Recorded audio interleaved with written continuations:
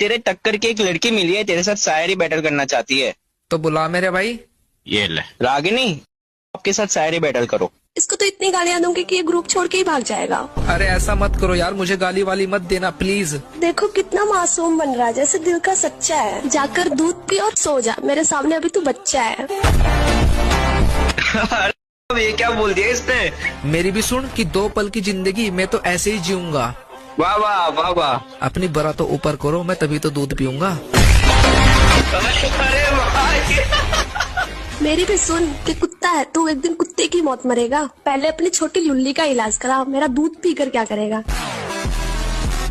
अरे भाई देख भाई, मिल गए तेरे टक्कर के। ले मेरे भाई फिर इसे थाम कि फूल है गुलाब का, इसको ऐसे मत फेंको, तुम्हारी चीखें ने निकलवा दी। एक बार मेरा लौड़ा लेकर तो देखो। भाई भाग गई।